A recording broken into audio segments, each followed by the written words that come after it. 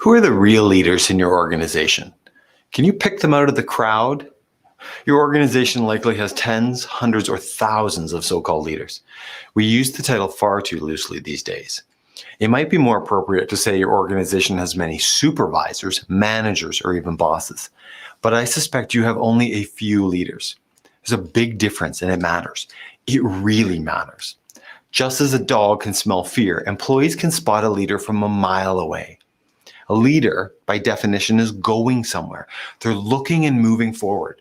They aren't solely focused on the here and now, and they aren't focused on where they've come from. They're constantly scanning the horizon, looking for new opportunities, new challenges, new heights to scale. They aren't solely focused on performance like the supervisor, and they aren't singularly oriented to cost, schedule, or quality like the manager. And they're not consumed with directing the work of others like the boss. Nor are they politicking, grandstanding, pontificating, or rebroadcasting other people's ideas. No, they cannot keep their eyes from lifting to the horizon and anticipating what might lie ahead. Like a moth to a flame, fueled by curiosity and an insatiable desire for more, they can't help themselves but be drawn to what could be. They aren't fixing today's problems either. They're out in front, anticipating tomorrow's solution. The other key identifier of a leader is that the future they see is always bigger than they can handle. Therefore, they need others to join them on the mission. This is true inclusion. They recognize the need for unique skills that others bring and they lack themselves. That's true diversity. A leader, by default, must have at least one follower, specifically one person who willingly, by their own desire and for their own benefit or peril, chooses to join the mission. Managers come and go.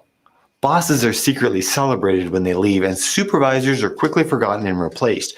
But leaders just keep moving forward to new missions, new ideas, and new futures. And often their followers tag in behind, trusting the instincts and protection of the leader. Can you start to see the difference?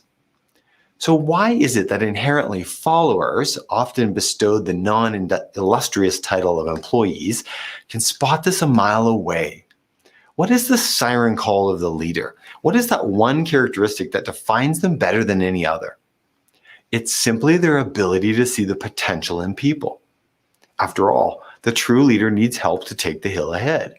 They need talent, skills, knowledge, abilities, and sheer effort that they can't produce themselves. That's the entrepreneur. Hence, the real leader has the vision to look at people and see opportunity, potential, and contribution. They can see the inherent value and power in others, all others. The wider the audience in which they see it, and the more clearly defined it is when they do, the stronger the leader they are. And that, like a tuning fork, resonates within each of us, striking our deepest chords of fulfillment, meaning, and purpose. Andrew Carnegie, the American industrialist, said, "Take away my people, but leave my factories, and soon grass will grow on the factory floors. Take away my factories, but leave my people, and soon we'll have a new and better factory." The currency of the real leader is people. Think of how you felt when a past leader has shared the secret of what could lie ahead, something you never thought of or dreamed possible, and then they asked for your help. That's almost too good to be true. We call it opportunity. They need us. They want us. They value our ability to help them scale the wall, fight the battle, or take the trench. Something inside us comes alive. If you can't think of such a time, then I am sad for you, my friend. Make it your new life's mission to go and find a leader and hitch your wagon to them. Go for the thrilling ride. Life is too short to simply work for a living. If you want to tap into your own real leadership potential, I suggest you examine where your focus lies. Are you lost in the forest, battling only today's fires and sorting out yesterday's troubles? Or are you keeping an eye ahead on what could be, what might be, what's possible? Are you watching your team members like a hawk, not to catch them doing something wrong, but to see what they do right, what they do really, really right? Do you catch yourself continually fine-tuning your team to align the skills of the members with the tasks at hand to get more and more horsepower from this machine you call a team? Now, here's the pitch. There is a pathway and a process to this.